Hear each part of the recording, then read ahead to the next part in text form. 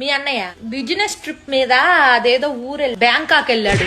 Office ఎదవాళ్ళకి బుద్ధి జ్ఞానం లేదు. ఈ మధ్య మరీ ఘోరం అయిపోయి నెలకి 2 సార్లు బిలస్తున్నారు బ్యాంక్ ఆఫీస్ లో. అల్లాడిపోతున్నాడు. అంత దూరం అంటే ఒళ్ళు హూనం అయిపోదు. ఎక్కడో మ్యాప్ చివరి నుండి బ్యాంకాక్ రాగానే ఒళ్ళంతా నొప్పులు ఉంది, కాస్త కాపడం పెట్టు రాజ్యం అని నోరారా అడుగుతాడు.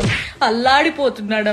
పోనీ నేను కూడా వస్తానయ్యా నీతో పాటు, నువ్వు ఆఫీస్ పని చూసుకో అంటే, వద్దో రాజ్యం నువ్వు రామాక, కడుపులో నీళ్లు కదలకుండా ఉండు, వేళకి తిని పడుకో, నీ ఆరోగ్యం నాకు చాలా ముఖ్యం అంటాడమ్మా మహానుభావుడు. అల్లాడిపోతున్నాడు. ఓ రోజైతే అర్ధరాత్రి పూట ఆఫీస్ నుంచి పూజ అనే అమ్మాయి ఫోన్ చేసి నువ్వు ఉన్న పళంగా రావాలి అర్జెంటుగా అని చెప్పేసేసరికి మనిషి ప్యాంటు చొక్కా వేసుకొని గబా గబా గబా గబా బయలుదేరిపోయాడమ్మా. తెల్లారొచ్చాక తెలిసింది ఆ పూజ అనే అమ్మాయి ఫోన్ చేయకపోతే ఉద్యోగం కాస్త ఊడిపోయేది. అల్లాడిపోతున్నాడమ్మా మనిషి. అసలు ఏమైంది తెలుసా, నేను పుట్టిన నుంచి వచ్చేటప్పటికి ఇంట్లో ఒక అమ్మాయి ఉంది. నాన్న నీకు ఎవరండి ఈవిడే అని అడిగేసేప్పటికి అర్బన్ క్లాప్ నుంచి పిలిపించాడంట నన్ను సర్ప్రైజ్ చేయడానికి, ఇల్లంతా క్లీన్ చేయించి.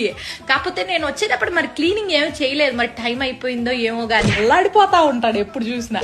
చింటూగాడి క్లాస్ టీచర్ తోటి 24 గంటలు ఫోన్ మాట్లాడుతూ ఉంటాడు. వాడికి ఎలా చదువు నేర్పించాలని చెప్పి సలహాలు ఇస్తా ఉంటాడంట. 1-2 సార్లు ఇంటికి కూడా వచ్చింది అనుకో. మన ఇంటి కింద లేదు 4 కాలేజీ అమ్మాయిలకి అద్దెకిచ్చాడు మీ అన్నయ్య.